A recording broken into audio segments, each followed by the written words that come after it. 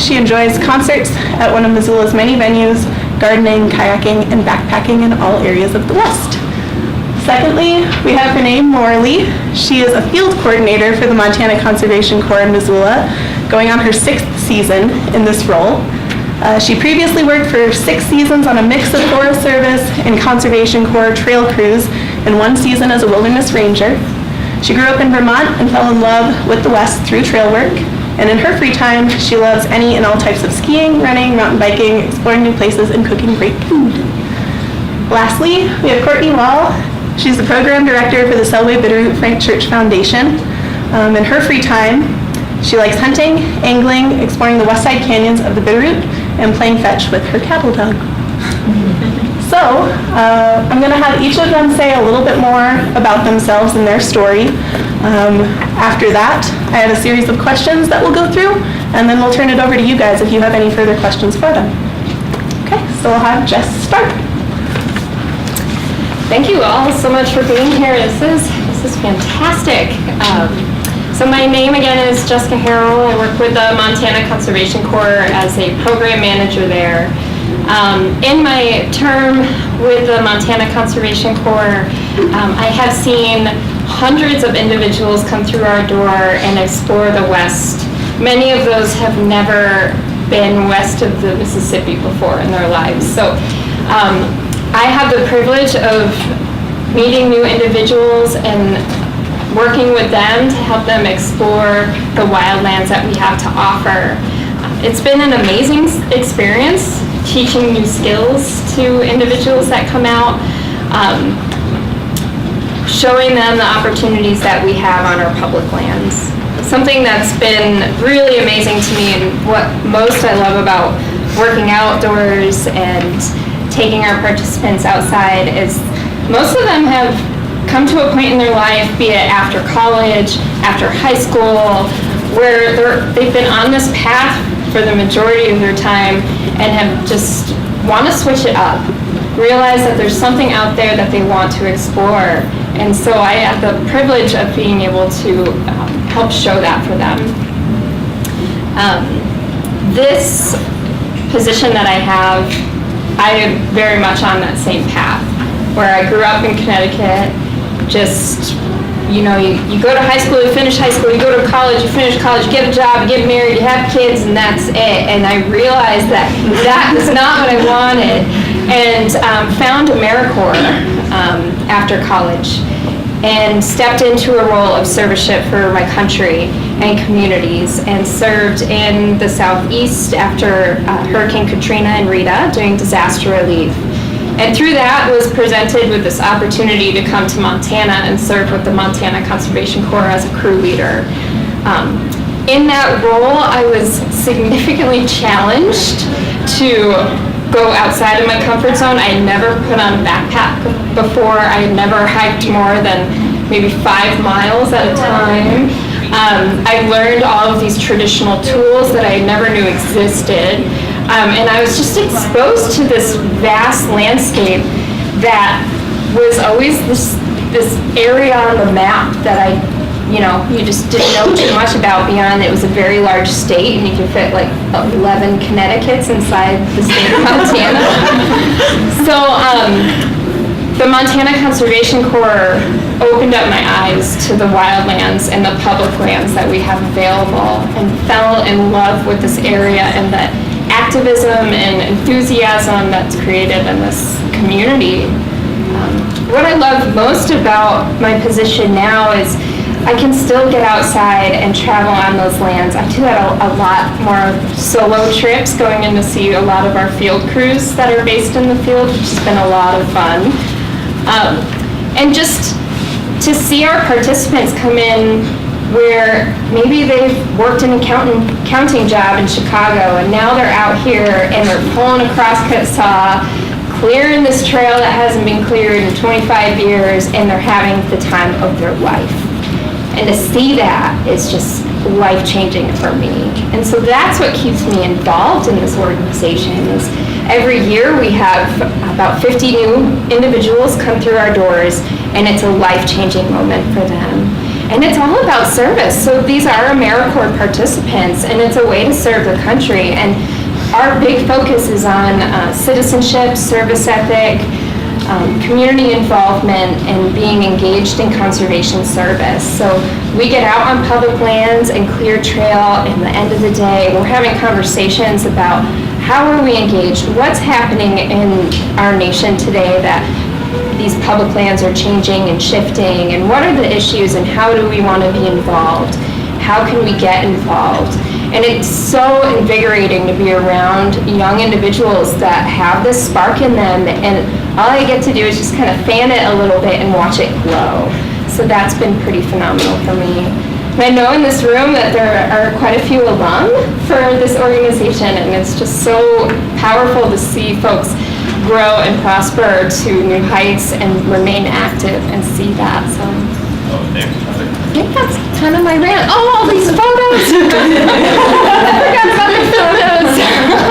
Yeah, so all of these ladies actually have a shot. I don't know if they're in there. These are some of our youth crew participants. So we have middle school programs if you're 11 to 13 and want to go out and do some wilderness character monitoring. We've been doing that for a couple years now. And we also offer a high school expedition program for teens to get out and explore their wildlands.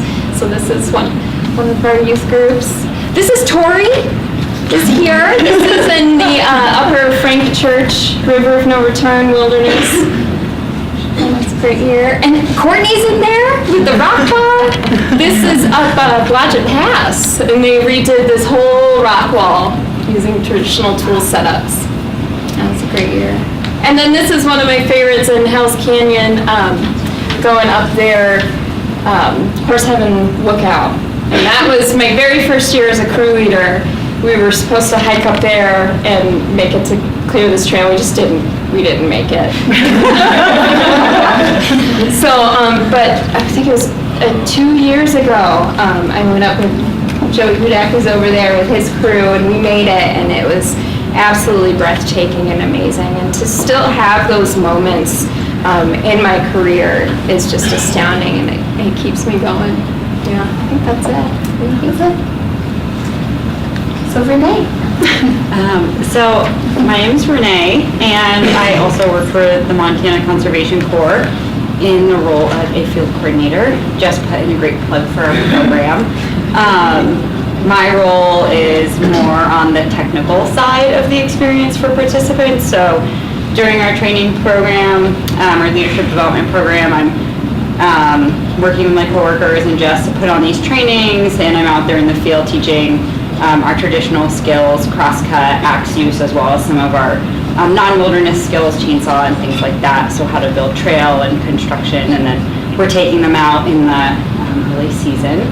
And yeah, and so I've been in that role for a long time, and I just have stayed there because I really enjoy it, and it's a great opportunity to get out in the field and to see a lot of different places, and I think that's one of the coolest parts of my job is that I can know about places in the Selway and Sealy Lake Ranger District and the Bitterroot and further in Idaho, and have this amazing opportunity to explore all these landscapes that you just sometimes can't do in a weekend.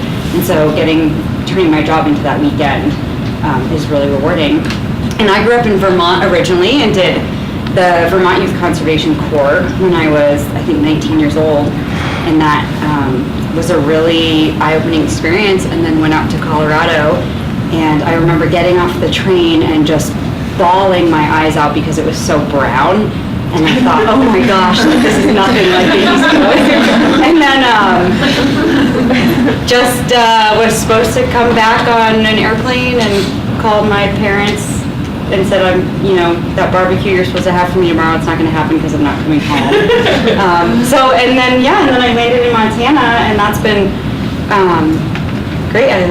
So I think, this is a photo I put up my first trail crew in Colorado. We had 10 people, we had 6 women and 5 guys, and that's always stuck out to me because typically that ratio of more females to men never exists on a trail crew. It's a luxury.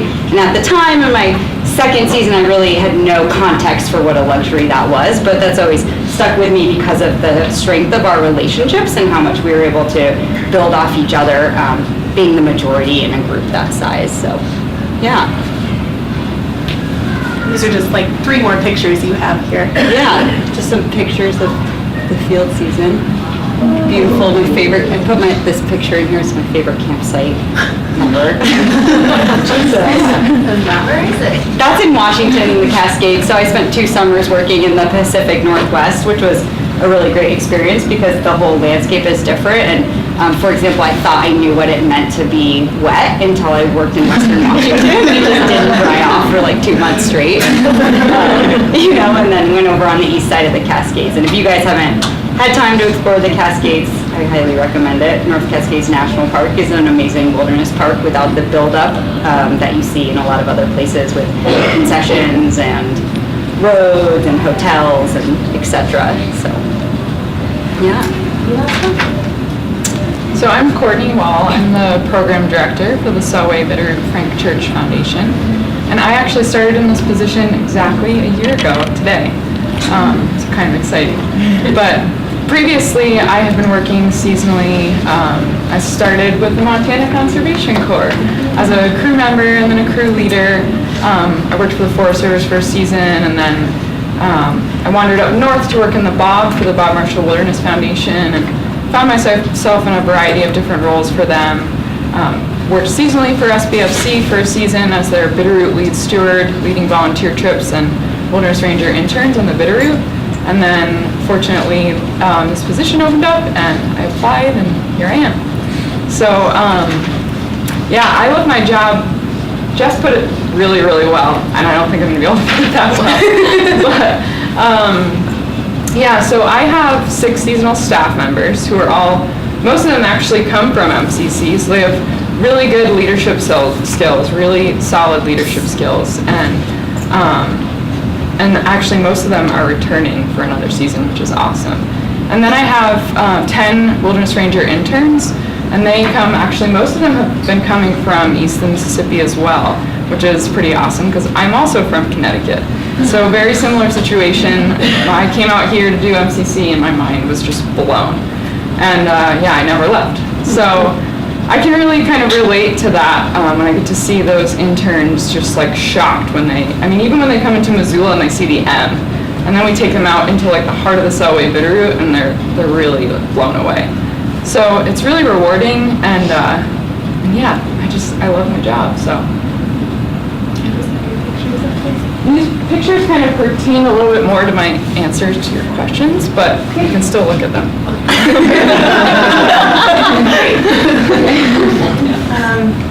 So first of all, I'm going to skip over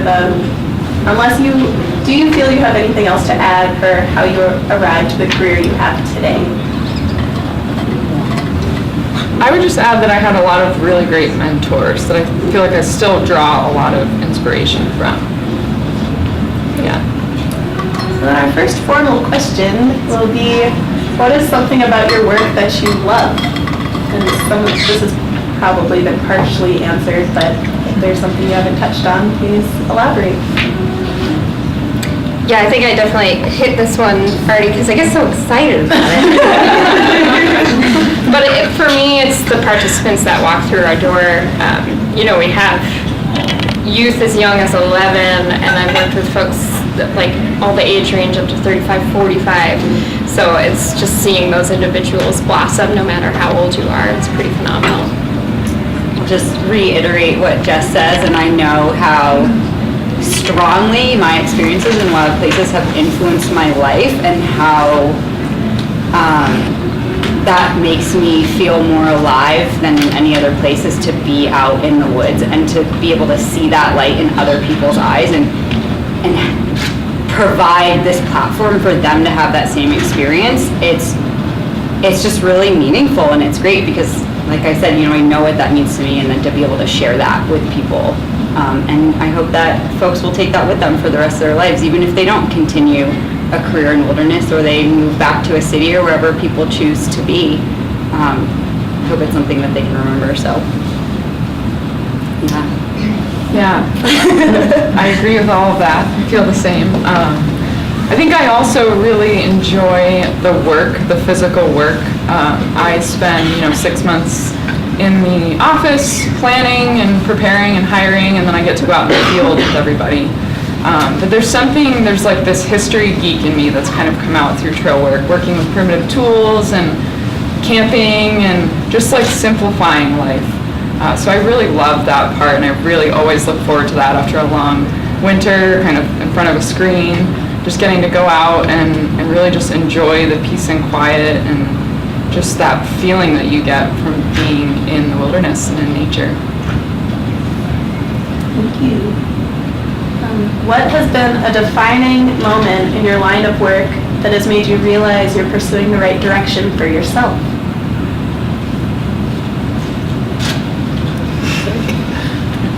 Thanks.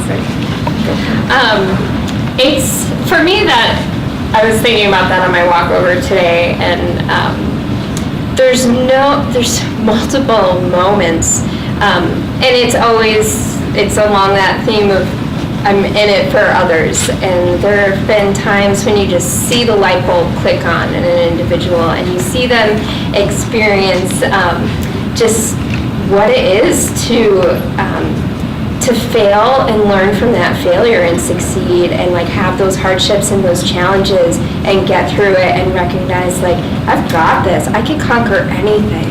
And for that's been pretty amazing to witness and to experience with others. I had kind of a hard time answering this question because I think I constantly am always thinking about what's next and where am I going to go.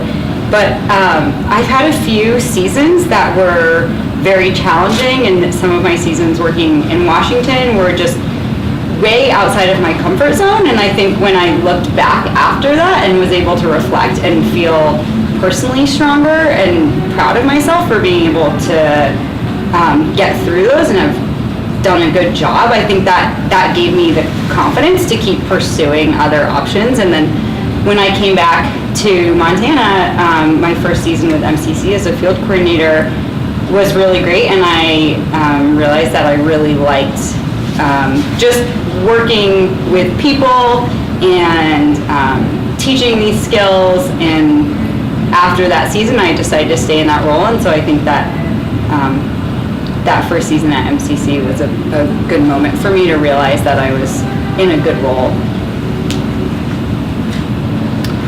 This might seem like a cop-out, but I really just try to take it day by day, because much like Renee, it's like I'm kind of always questioning myself too, and I love my job, like I've been saying, but yeah, I just never know. But I mean, it's the moments that I have. It's those moments, out. There's actually a picture. You can go. Get ahead of you. Not that one. Not that one. Not that one. So, go back.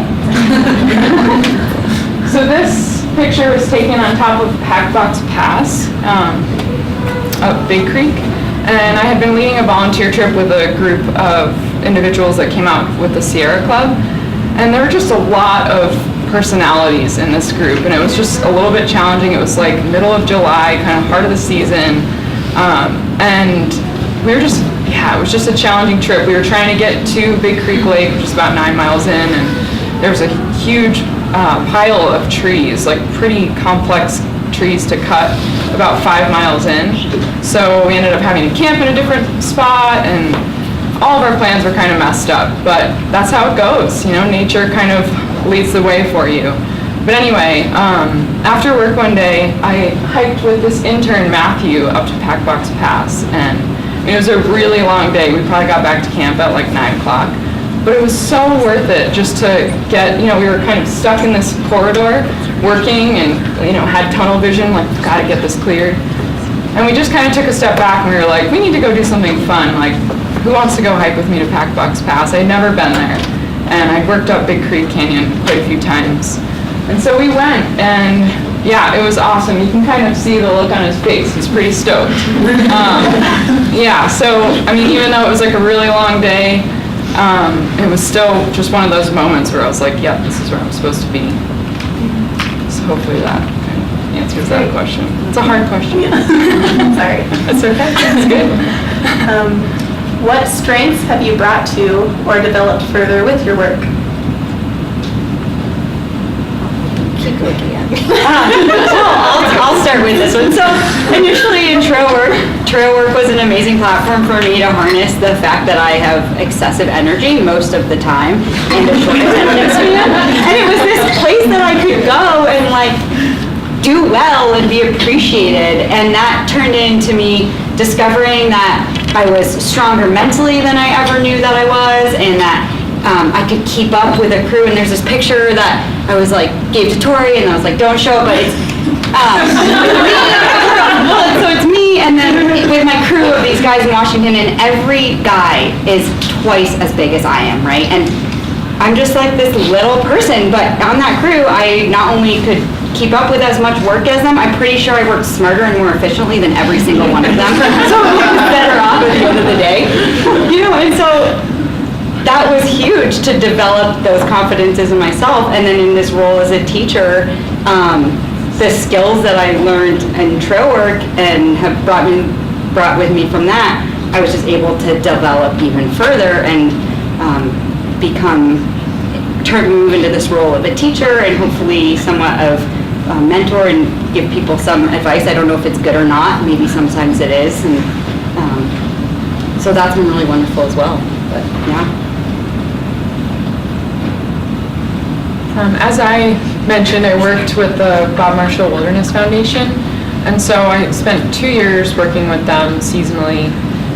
My first season, I just led 10 volunteer trips in the Bob, and then my second season, I helped them implement a Wilderness Conservation Corps crew, a crew of 5 interns.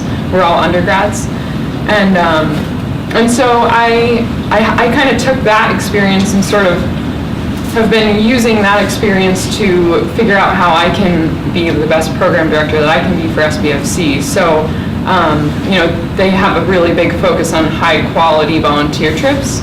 So I've been working on just trying to increase the quality of our volunteer trips, making sure that we communicate more before trips and just kind of follow through with them as well, keep in touch with them. And then, yeah, I think there was something else I was thinking about for this question, but yeah, mostly just, the volunteer aspect, I'd say. And just, I guess, just working with another nonprofit and having that experience and seeing, you know, even just getting to know the board of directors and stepping into a new board of directors and just kind of bringing my past experiences from the Bob Marshall Wilderness Foundation to SBFC, I think, has helped a little bit. And now, actually, we collaborate with them quite a bit, which is pretty fun. Previously, that never happened, so kind of like that, too. What strengths have I brought? This one was challenging for me because so much of what I view as the strength of what I do is my team. And Renee is part of that. So without my team, we're not gonna function. We're not gonna be able to get our job done. We're not gonna be able to have the impact. And to work for an organization that really focuses on career development and working through hardships and conflicts and challenges, without that strength of the team, we won't really be successful. So I look at that and I think of, well, you know, what strengths have I developed from that? And in my role now, where I'm not necessarily leading crews in the field, but I'm working more from the office and in town, and working through the field seasons of teaching some of these resilient skills of moving through conflict. Patience has been a really big one for me that I've brought forward and have tried to instill on the individuals that I work with. What is something you think is missing or needs to be further addressed in your line of work? Funding.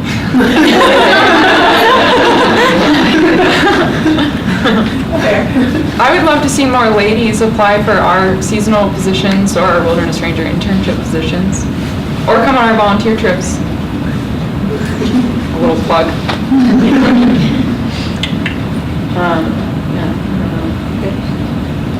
Something missing. So I've been at this for 10 years. Every year our program changes. So we're always adding, and we're always reevaluating what we've done and how can we make this better. And our really big focus this year is this case for conservation, where our individuals that walk through and leave, and the focus is we want them to be more civically engaged. We want them reaching out into their community and being active. We really want to hit home that case for conservation. How can they be active in this world that's changing, and make sure that there's land available for them and their children in the future. So that's really where I think we can continue to grow. Yeah, I guess I don't have much to add to that. I mean, I think that's a great point that Jess makes about where Montana Conservation Corps is putting some energy in, and I would second Courtney. I would love to see more ladies. I've always wished that there would be more opportunities for all-women trail crews, and Montana Conservation Corps put together an all-women saw crew last year, and they worked in Wyoming. They got a lot of recognition for it, and it was awesome, and there was a lot of positive response, and I always think, how come we can't do this? How come there can't be more of this opportunity for ladies to shine? Because I really believe that an all-women crew could get great work done. It'd be a really good experience for people, especially for younger folks as well, young adults and teens. Thanks. The next one is, how would you define wilderness, and what does it mean to you and your work? I define it as it's my resting place.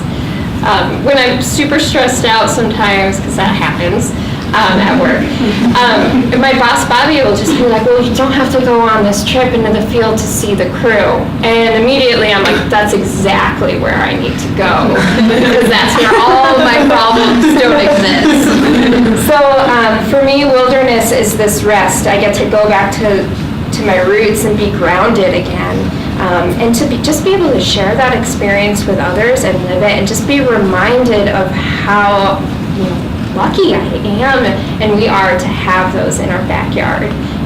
That's what wilderness means to me.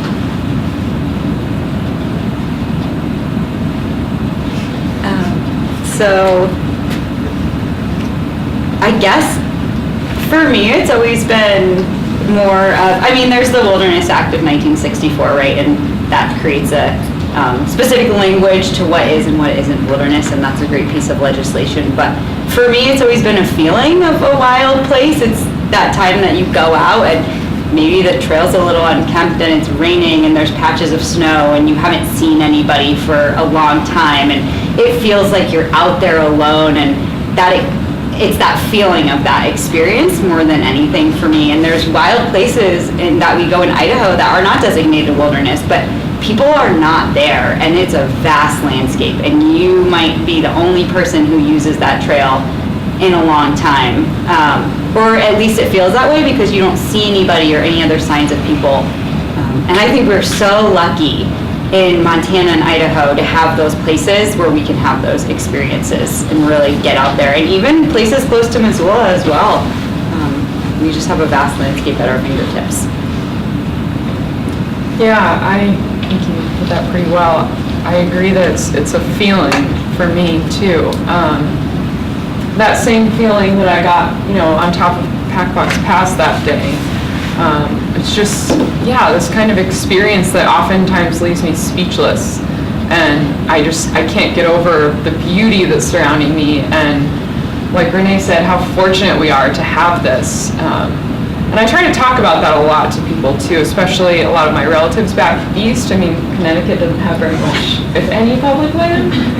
So it's like, just because they're still living in Connecticut where there's not much public land, I try to encourage folks that there's so much out there. We're so lucky to have it and to share it, to take care of it together. The last question I have for you is, what advice would you give to young women pursuing leadership roles relating to land stewardship and/or? I would say for young women, don't be afraid to put yourself out there and just go for it, and you're not always going to be well received. And I've experienced that in my career, and I think maybe a lot of other women have, is that there's just a culture where being in wilderness and working in wilderness is just, it's more recently become something that women are playing a strong role in. And so I think you just have to be able to put yourself out there and go for it, and those good things will come, even if there's a little bit of resistance. Isn't really the right word for it, but you have to kind of find your path a little bit in the right place to be. I agree with that, and just, I said it earlier, like, acknowledging failure and growing from it. And this is something Renee has been sharing with me quite a bit, and we've been working on some lessons for this year. And just knowing what you want and not being afraid to strive for it and reach it. And I see Erica Van Havel in the back. So she walked into our office several years ago and jumped on mid-season as a crew member, and now she's rocking it as a wilderness ranger in the Selway Bitterroot Wilderness, like just a handful of years later. And it's like, if you put it out there in your mind's eye what you want, you're going to be able to achieve it. And just acknowledge that those bumps in the road, because there will be bumps in the road, just, you could get past it and move through it and hold on to that spirit of what you'd like. You're going to achieve that. Yeah, I think about my own experience and how for so many years I wanted to get out of seasonal work because I was so sick of getting laid off in the fall and being broke, and but then summer comes around and it's so worth it. So I'd say, yeah, just don't give up. Like I said, I had a lot of really great mentors who I just kind of continue to keep in touch with, and they connected me to other people, other jobs, other opportunities, and just get involved too. I think that's really important. Sometimes it can get easy to get like wrapped up in your process, but just go get involved and volunteer with different groups and find your kind of community. And I think you kind of find the way that way. Well, thank you guys. Those are all the questions I have for you. I wanted to open up to the audience, and if anyone had any questions, just raise their hand.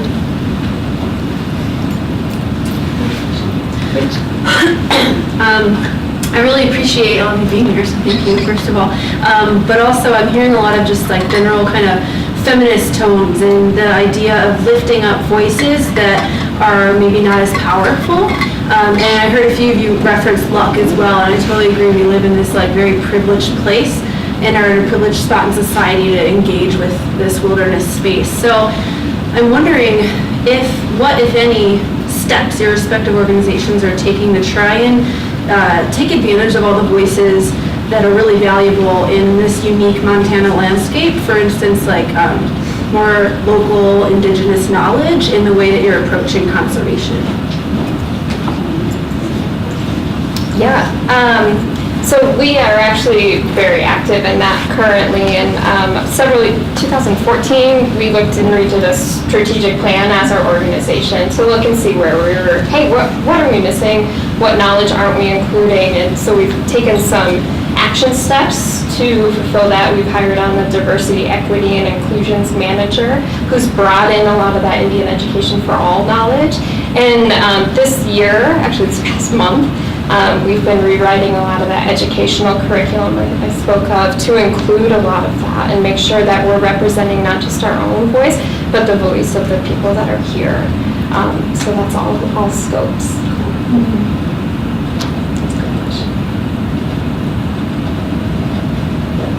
I think that's something that we've talked about a lot but haven't implemented yet. And as I mentioned, I stepped in this position about a year ago, and I know there's just been a lot of transitions with SBFC, and we're growing. But I think we're starting with as small as like I'd like to get more specific volunteer trips geared towards women or even men. And yeah, I mean, I don't know. I think it's something that we definitely need to consider.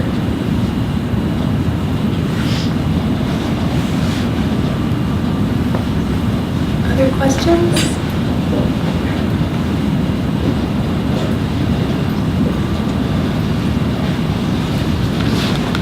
Eli. So this might be a little bit of a cliche question, but for men in the conservation and public lands community, what do you think are things that we can what do you think are things that we can do to make the environment more welcome and just to put it blatantly, less sexist? Well, I would like to say that I think the vast majority of the men that I've worked with in this field have been amazing, and some of my role models are guys, and it's overwhelmingly been positive. But some things that we like to coach our crew leaders on who are working in Forest Service districts with maybe more traditional approaches is, one thing that we'll have people do, and this can be applied to any field where you're maybe working in a role or a leadership role with a female partner, is when you're getting instruction or talking to, maybe it's a client or a Forest Service partner, including that person in that conversation, your female partner, saying, what do you think, or can they be here? Can you talk to them as well? Let's include them in this decision, and that support just in that decision making and recognizing in a group that that individual also has experience can go a really long way, and that's really effective.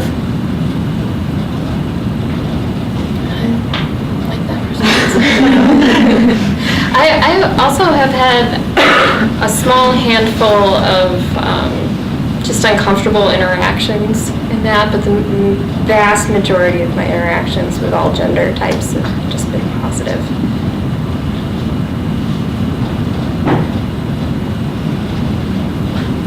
Anyone else?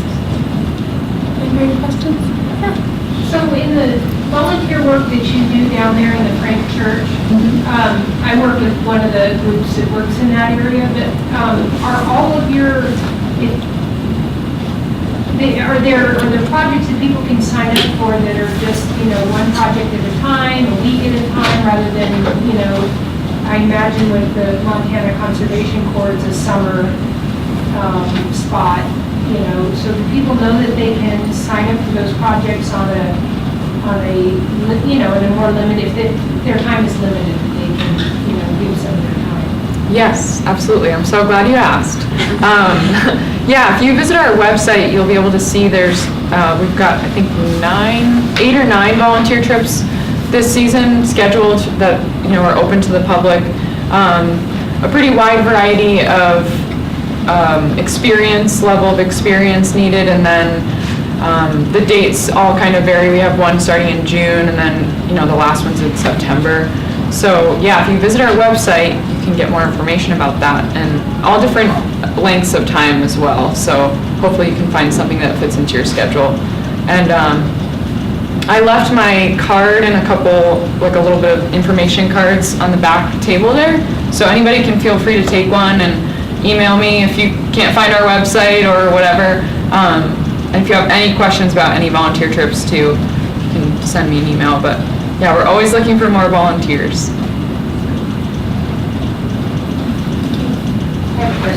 I see a hand right here. You guys have workshops, or is that a Workshops? No, we're working on maybe having one, but not yet. Right now we just have volunteer projects that are open to the public. Do any of you ladies have kids? No. We all have little fur creatures running. Yeah. I think it would be very challenging to have a family in my role. I think that the time in the field is difficult, and I know there's some wilderness ranger women that I really respect that are raising kids and own their own business as well. And it seems very challenging. So more power to all those people. My dog is my child. Do you usually have to volunteer on a couple trips before being hired for a paid position? Not necessarily, no. Yeah, if you have some experience, that helps, but yeah, not necessarily.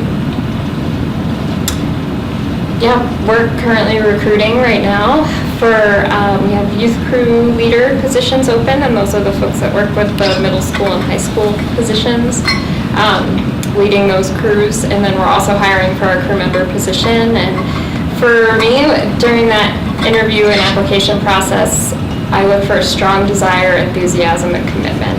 And if that's there, you're hired. And also, like Courtney mentioned, we have some pamphlets in the back if you're interested.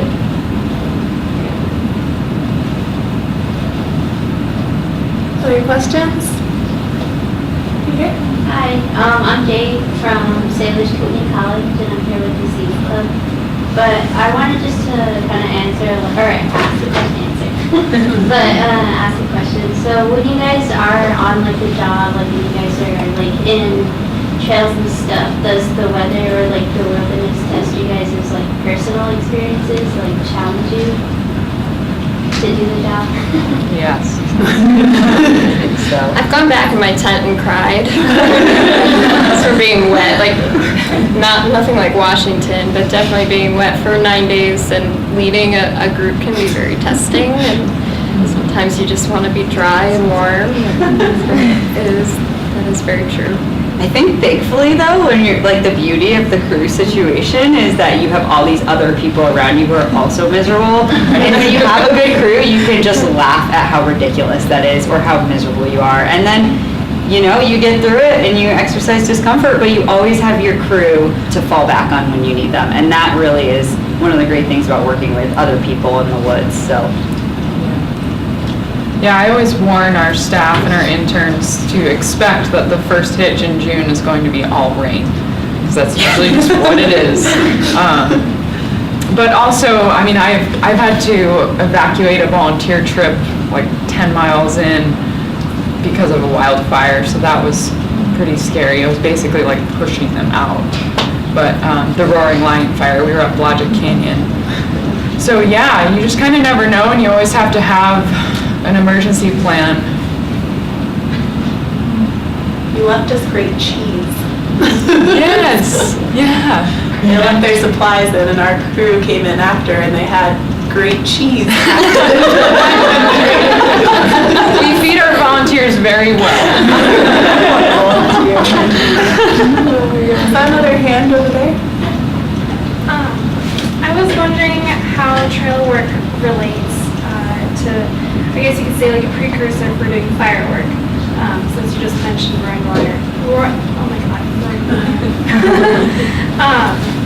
Yeah, if you know of anyone that's gone on one of your crews and then into firework after that, or if you guys personally done firework. I've never done fire, but I know we get a lot of people that get their foot in the door and then move on to fire. I mean, I can think of 3 or 4 names off the top of my head, and they love it. So if you're interested, maybe not necessarily in trail work, but in the fire world, Montana Conservation Corps can be a great stepping stone for that. I like to think that trail crew works a lot harder than fire, but I don't think that's true at all. But you know, it's hard labor and it's really relatable. So sorry I said that.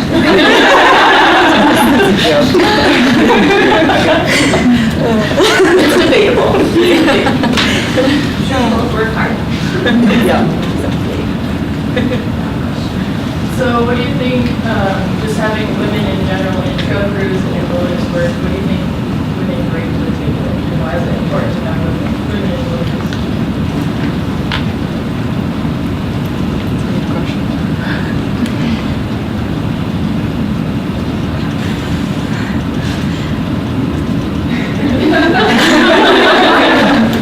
That's a hard one for me to answer, because I think every individual brings a unique perspective, and that all of those are valuable to have there. The women that I have known and have grown through my term in this field have always challenged me more than male individuals, and I've always appreciated that. And I don't know why that is. I don't know what it is. It's good. On a kind of practical level, I think one thing that women bring to trail work is inherent awareness about how we use our bodies to do a physical job. And one of the things that I've seen a lot is females operating with, I think, more efficiency, a sense of ergonomics, problem-solving approach versus the ability to simply muscle through something. And so if you apply that to a whole crew or a program, the ability for a program and a crew to together become more efficient in their work, have better body ergonomics, problem solve at a higher level, that makes every single person more productive. So that's my one thought on that as well.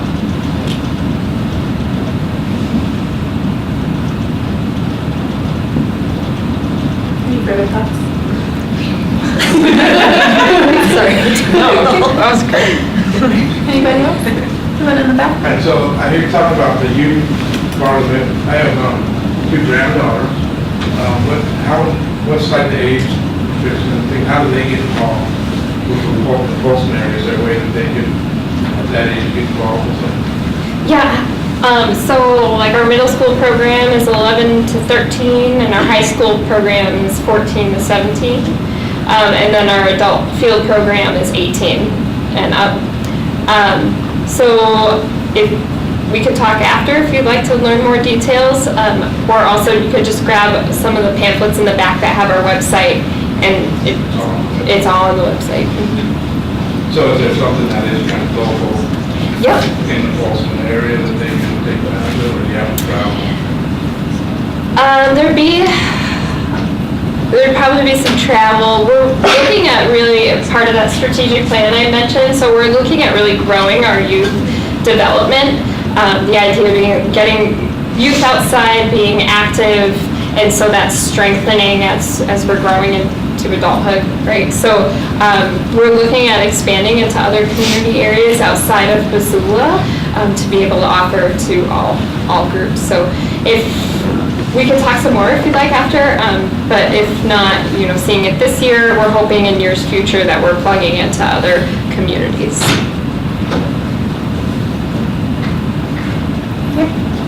I was wondering what you see, or if you see that if there's a spot for the hard sciences in your organizations, and then what might be a good user application for someone who is trained in the hard sciences going into conservation work, particularly the biological sciences. Well, I think our Wilderness Ranger internship program allows for a lot of undergraduates who are pursuing degrees in the hard sciences to get that practical experience on the ground. So I think it still looks really good on a resume. The most research, or whatever you could say would be like research, that you'd be doing would be campsite monitoring. But I think it's still really applicable. And I mean, we see a lot of our interns coming through the program that they're pursuing degrees in biology or natural resources or environmental science. I think that practical experience looks really good. I definitely full-heartedly agree with that, and sometimes it's about networking. It's amazing who you get to meet just by going out into the field for a season through the different agency groups that we work with. And we also offer a wildland restoration program which focuses on eradicating invasive weed species. So definitely a lot of application there for those hard sciences. And they also do a lot of restoration work, stream bank restoration, tree planting, identification, and everything. Last few questions. We'll take like 1 or 2 more. Unless that's it. Well, I have one. I'm just curious to know like what your favorite places in like a wilderness area are. Or place. Your favorite ones are. That picture of that campsite that was up there is probably your favorite place, even though it's not Montana. There's this spot on the Selway No. 4 trail in the Clearwater. It's right near, right after Pinchot Grade, if anybody knows this trail. So you like hike up Pinchot Grade, and then you hike down, and then it's right at the bottom at the end of a switchback, and it's this like beautiful waterfall, and it looks like little fairies should be running around. That's my favorite spot, and every year we hike this trail and open it up, and this is the first trip that we take our leaders on, so I usually need a little private moment to just so I usually escape to that whenever we're walking past it. That's it for sure. I have a couple of favorite places in the Bob Marshall Wilderness. The first one that comes to mind is Tranquil Basin, which is up near like the Middle Fork area in the Great Bear. And it's just a beautiful basin. It's a really, really rough hike to get like up and over and in. But the huckleberries are huge, and it's just really peaceful, and not many other people really work that hard to get there, so you're likely going to be alone. And yeah, just it feels like, because you're in this basin, this like cirque basin, you kind of feel like you're in your own little world. So yeah, I love that place, Tranquil Basin. Any last thoughts, questions? Lindsay? Hi guys.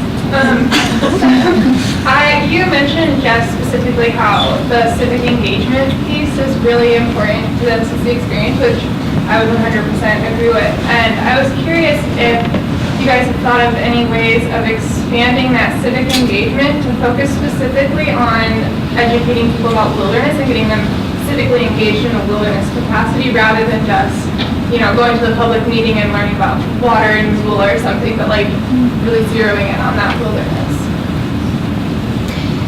Yes, and that's, I'm glad you bring that up, and that's something like as we reevaluate our program and what our participants are walking away with every year, we feed off of feedback, and to be able to provide a well-rounded experience with using all voices and articulating wilderness and having individuals explore what that means to them personally and the issues that are going on. So bringing in current events and discussing those. We are going to attend call to action, public lands, like just introducing the topic, and then again stoking that fire that's lit within them to help continue to see where they run with it. That's the ultimate goal of presenting a topic, lighting that, feeding that fire, and then ultimately when our participants graduate, they're carrying what they've learned and expanding that knowledge and spreading that. So that's the goal.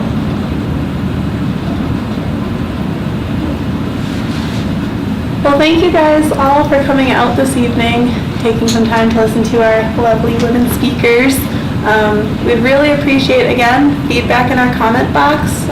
We have materials on the back table from Courtney, Renee, and Jess about them and their programs. I think we have some lingering snacks, and then we have a whole bunch of upcoming events on our table over here. So pull one of us aside if you have any questions, but thanks again for coming out, and let's give these guys a round of applause.